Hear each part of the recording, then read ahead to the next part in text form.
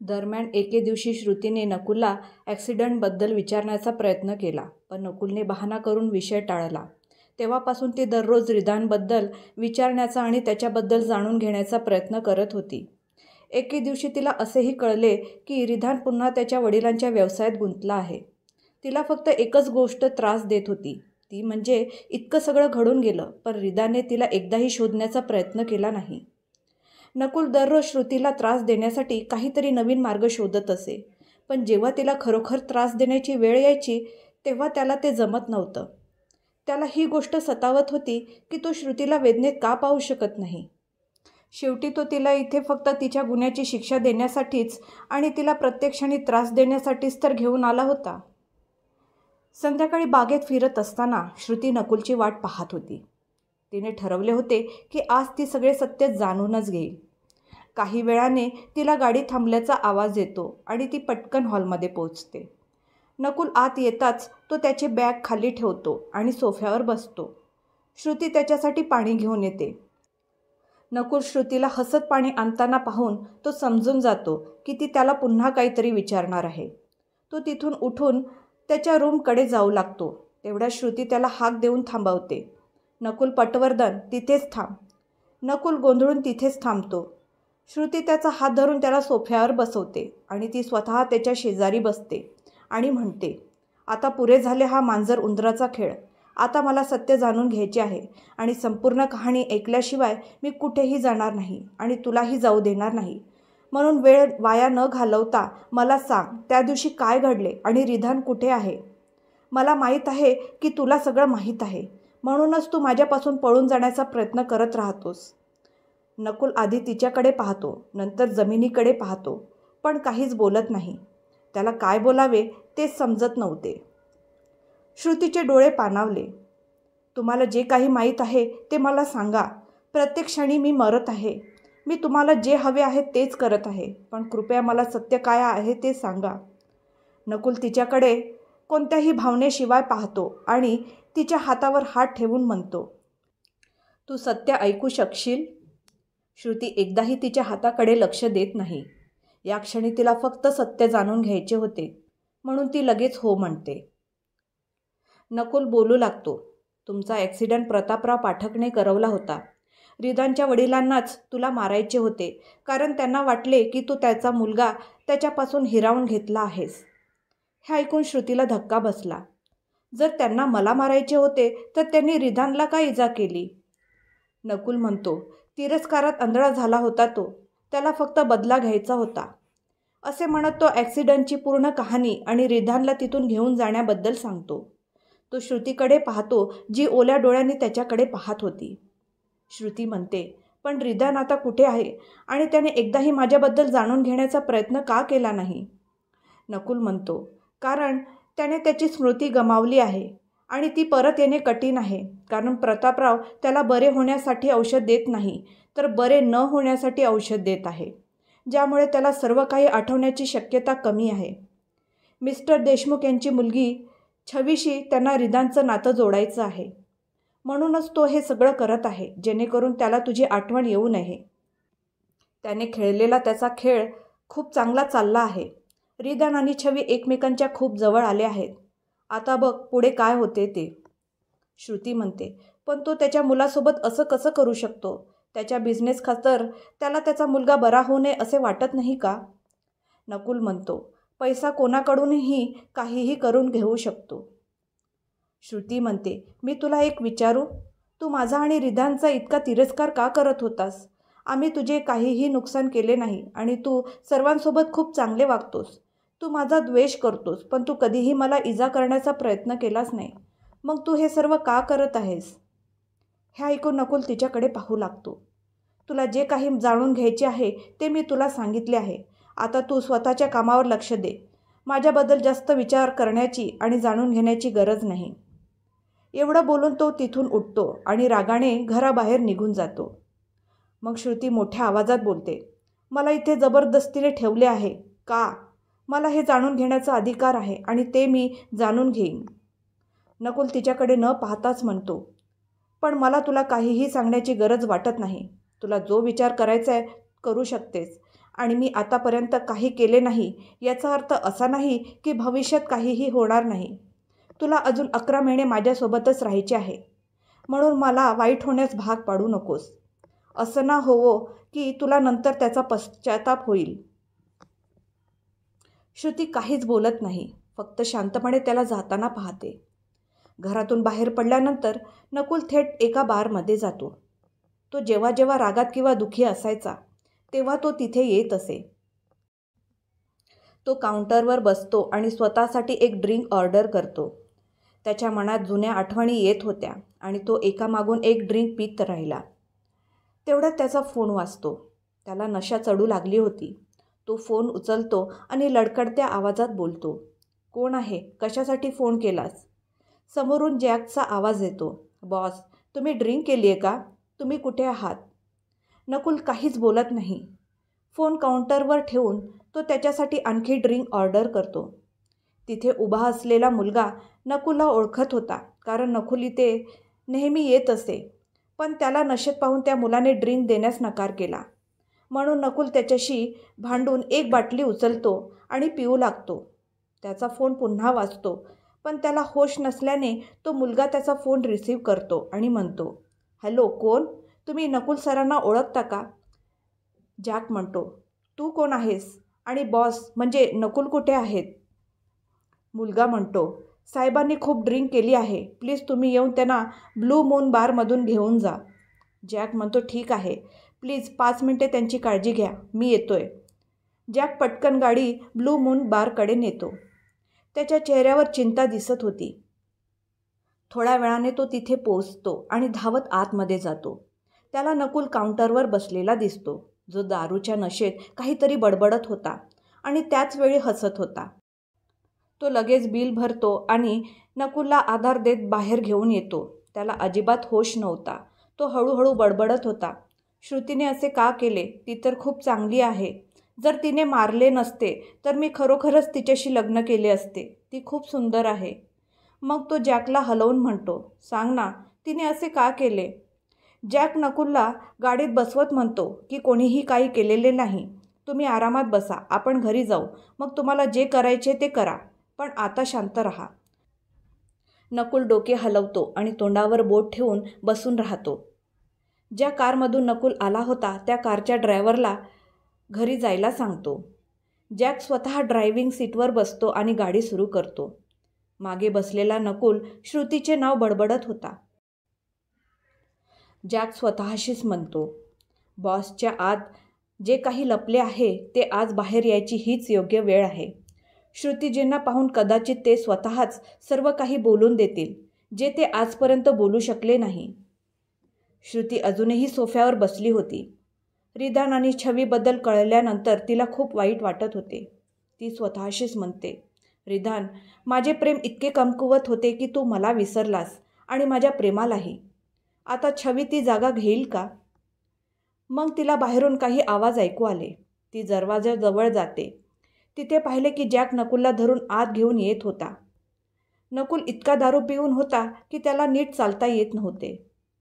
श्रुती आश्चर्याने त्याच्याकडे पाहते आणि बाजूला होते. जॅक नकुलला आत सोफ्यावर बसवतो. श्रुती त्याला विचारते, हे सगळं काय आहे? जॅक म्हणतो, मला माहीत नाही. मी बॉसला फोन केला आणि मग मला वेटर करून कळले की तो तिथे आहे आणि खूप नशेत आहे. म्हणून मी त्यांना घ्यायला गेलो. कदाचित त्यांना कशाची तरी काळजी असेल. मला काही महत्त्वाच्या कामासाठी जायचे आहे. प्लीज तुम्ही त्यांना सांभाळा. श्रुती हो मध्ये मान हलवते आणि जॅक वळून निघून जातो. जाताना त्याच्या चेहऱ्यावर एक हलकीशी स्माईल येते. श्रुती बसलेल्या आणि हसत काहीतरी बडबडणाऱ्या नकुलकडे पाहू लागते.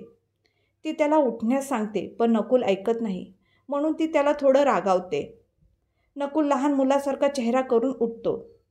त्याचा चेहरा पाहून श्रुतीला हसावेसे वाटते, पण तरीही चेहऱ्यावर राग ठेवून त्याला खोलीत चलण्यास सांगते.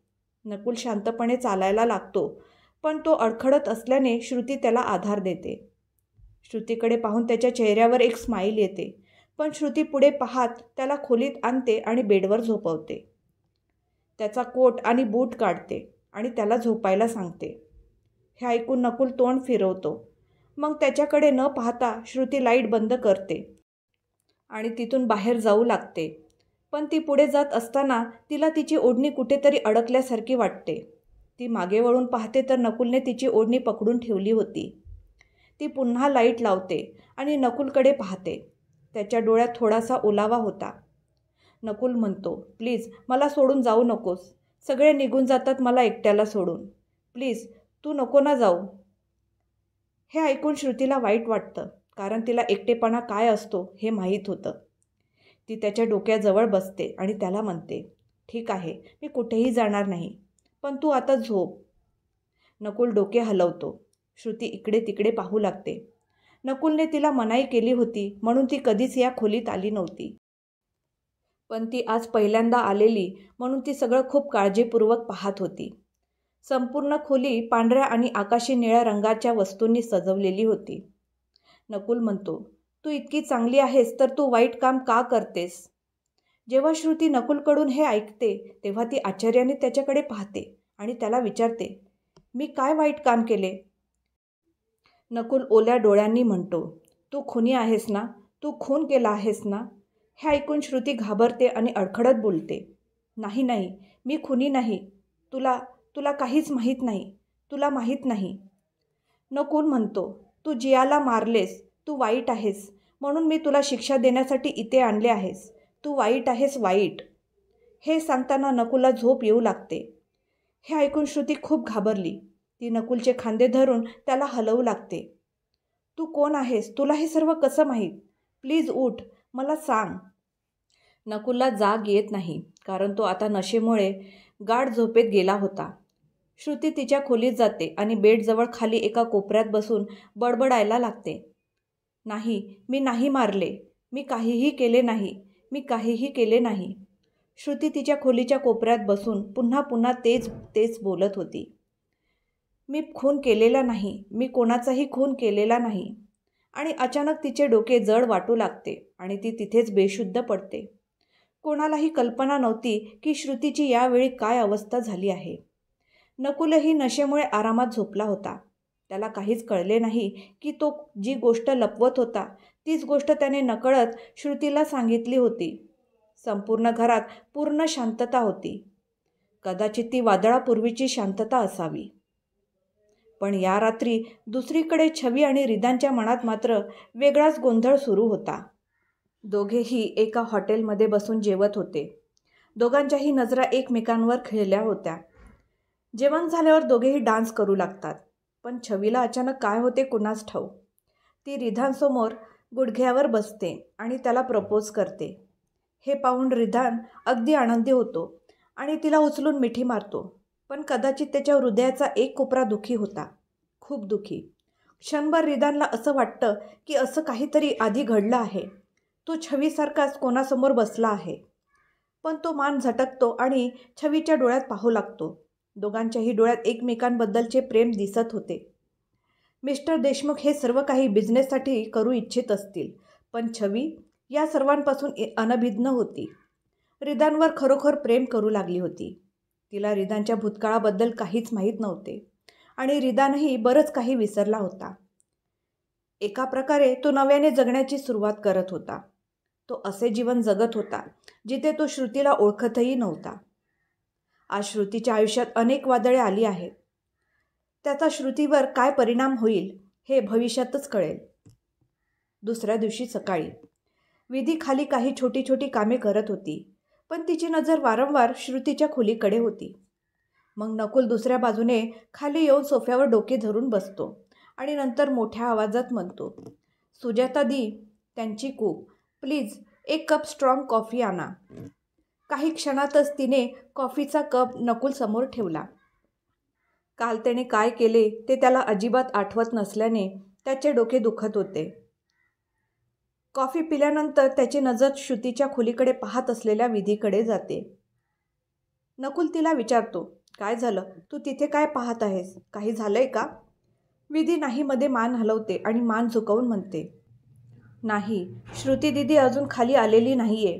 ह्या वेळेपर्यंत त्या रोज खाली येऊन जातात, म्हणून मी त्यांच्या खोलीकडे पाहत होती. हे ऐकून नकुलला थोडासा राग येतो. तर जा आणि उठव तिला. दिवस उजाडला आहे आणि ती अजूनही झोपली आहे. तिला काही काम नाही का? विधी हो बोलून तिच्या रूममध्ये जाते, पण तिला समोरच्या बेडवर श्रुती दिसत नाही, म्हणून ती बाथरूमकडे जाते. तिथला दरवाजाही उघडा होता. ती बाहेर जाऊ लागते तेव्हा तिची नजर कोपऱ्यात असलेल्या खिडकीकडे जाते, जिथे कोणाचे तरी पाय दिसत होते. जेव्हा विधी तिथे जाते तेव्हा तिचे डोळे आश्चर्याने विस्फारले जातात. श्रुती बेशुद्ध पडली होती आणि तिचे केस विखुरलेले होते. जेव्हा ती तिला उठवण्याचा प्रयत्न करते तेव्हा तिला कळते की श्रुतीचे शरीर खूप गरम आहे. ती जोरात ओरडू लागते, सर, नकुल सर, प्लीज लवकर या, नकुल सर. तिचा आवाज ऐकून नकुल चिडतो, पण विधी इतक्या वेळा हाक मारत आहे आणि तिच्या आवाजात भीतीची भावना होती, म्हणून नकुल खोलीकडे धावतो. त्याची नजर कोपऱ्यात बसलेल्या विधीवर पडते, म्हणून आत येताना तो तिला म्हणतो, काय झालंय, तू का ओरडत आहेस? तो तिथे पोहोचल्यानंतर श्रुतीला असे पाहून तो थक्क होतो. विधी त्याला म्हणते, मी खोलीत आले तेव्हा दीदी इथे पडलेली होती आणि त्यांचे शरीर तापाने फणफणले आहे. नकुल विधीला तिथून बाजूला करतो, श्रुतीला बेडवर झोपवतो आणि विधीला डॉक्टरांना बोलवण्यास सांगतो. श्रुतीची ट्रीटमेंट ज्या डॉक्टरकडे चालू होती, विधी त्या डॉक्टरला फोन करते आणि त्याला लवकरात लवकर येण्यास सांगते.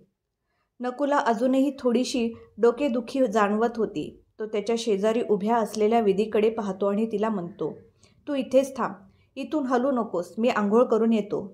मला थोडं अस्वस्थ वाटत आहे आणि जर डॉक्टर माझ्या आधी आले तर मला फोन कर.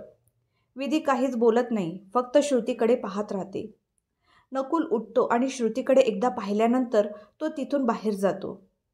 रूममध्ये येऊन डोकेदुखीसाठी औषध घेतो आणि पटकन आंघोळ करायला जातो. थोड्या वेळाने तो श्रुतीच्या रूममध्ये परत आल्यावर त्याला दिसते की विधी श्रुतीच्या कपाळावर थंड पाण्याच्या पट्ट्या ठेवत होती, पण डॉक्टर कुठेच दिसत नव्हते. नकुल खोलीतून बाहेर येतो आणि रागाने पुन्हा डॉक्टरांना कॉल करतो. डॉक्टरांनी फोन उचलल्यावर नकुल त्यांना ओरडू लागतो, कुठे आहात तुम्ही? किती उशीर झालाय? कधी येणार? श्रुतीची प्रकृती अजून बिघडल्यावर का? डॉक्टर म्हणतात, हे बघा मिस्टर पटवर्धन, एवढं पॅनिक होण्याची गरज नाही आहे. ती सध्या मानसिकदृष्ट्या तंदुरुस्त नाही, म्हणून काहीतरी झालं असेल. मी 5 मिनिटात तिथे पोहोचतोय. नकुल ठीक आहे म्हणत कॉल कट करतो. डोळे बंद करतो आणि एक दीर्घ श्वास घेत स्वतःशीच बोलतो, माहीत नाही मला काय होतंय, अचानक इतका राग काय येतो मला. थोड्या वेळाने डॉक्टर येतात आणि श्रुतीला तपासतात. नंतर नकुलला मेडिसिनचे प्रिस्क्रिप्शन देत म्हणतात, काळजी करण्याची गरज नाही, सर्व काही ठीक आहे. कदाचित तिने एखाद्या गोष्टीचा ताण घेतला असेल, म्हणूनच ती अशी बेशुद्ध पडली. मी तुम्हाला सांगितले होते की तिला तणावापासून दूर ठेवा, तिला थोड्या वेळाने शुद्ध येईल. नकुल डॉक्टरसोबत बाहेर येतो आणि त्याच्या रागाबद्दल माफी मागतो. तर डॉक्टर त्याला म्हणतात, इट्स ओके मिस्टर पटवर्धन. जेव्हा आपल्या प्रिय व्यक्तीची अशी अवस्था असते तेव्हा आपल्याला राग येणे साहजिकच आहे. तुम्हीही तुमच्या बायकोवर खूप प्रेम करता, कदाचित म्हणूनच तुम्हाला राग आला असेल. आता निघतो मी, काळजी घ्या त्यांची. नकुल डॉक्टरांनी काय सांगितले याचा विचार करू लागतो आणि स्वतःशीच म्हणतो, आजकाल लोक काहीही बोलत राहतात. तेवढ्यात जॅक आत येतो आणि नकुलला विचारतो, बॉस, तुम्ही ठीक आहात ना? कालच्यामुळे तुम्हाला त्रास तर नाही झाले ना? मला काय झालंय, मी पूर्णपणे ठीक आहे. आता जा तू आणि ही लिहून दिलेली मेडिसिन लवकर घेऊन ये. जर तुम्ही ठीक आहात तर हे मेडिसिन कोणासाठी आहे आणि डॉक्टर का आले होते? मी तुला ते सगळं नंतर सांगेन, सध्या तू लवकर जा, आपण आल्यावर बोलू. जॅक मान हलवतो आणि तिथून निघून जातो.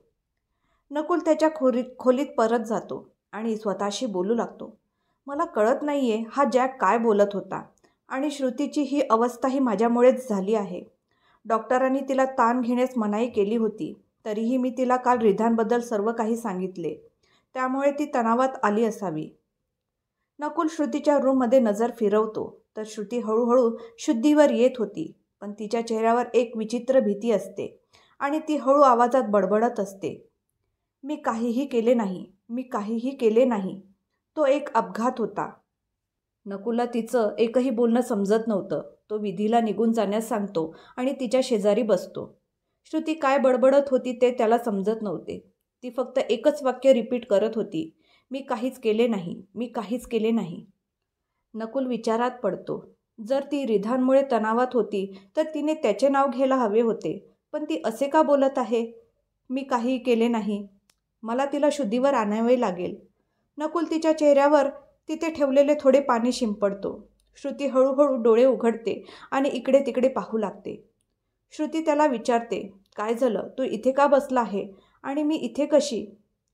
नकुल म्हणतो, तू कशाबद्दल बोलत होतीस? तू काय केले नाही? हे ऐकून श्रुतीला काल रात्रीचे सर्व काही आठवते. ती घाबरून म्हणते, काही नाही, मी काहीच केले नाही आहे. तू जा इथून, माझं डोकं दुखतंय. माझ्यामुळे तुझं काम सोडू नकोस. तिच्या बदललेल्या वागणुकीमुळे नकुल पूर्णपणे हैराण होतो आणि तिला सांगतो, ठीक आहे, पण पुन्हा ताण घेऊ नकोस. तू बेशुद्ध पडली होतीस. जॅक मेडिसिन आणत आहे, ते वेळेवर घे. श्रुती काहीच बोलत नाही. नकुल तिथून निघून जातो आणि श्रुती विचार करू लागते. जिया? तो जियाला कसा ओळखतो? कदाचित याचा विचार करता करताच मी बेशुद्ध पडली असेल. पण मी काहीही केले नाही. मला हे नकुलला सांगावे लागेल. पण मला आधी रिधानला एकदा भेटायचे आहे. माहीत नाही तो कसा असेल. जर ती छवी त्याच्या आयुष्यात आली तर काय होईल? काही वेळाने जॅक नकुलला मेडिसिन देतो. मग नकुल विधीला बोलावून तिला सर्व काही समजावून सांगतो आणि श्रुतीला मेडिसिन देण्यासाठी पाठवतो. विधी तिथून शांतपणे श्रुतीच्या खोलीत जाते. भेटूया पुढच्या भागात. आजचा भाग तुम्हाला आवडला असेल तर लाईक करा, कमेंट करा आणि शेअर करा. पुढचा भाग ऐकण्यासाठी माझ्या चॅनलला सबस्क्राईब करायला विसरू नका. धन्यवाद.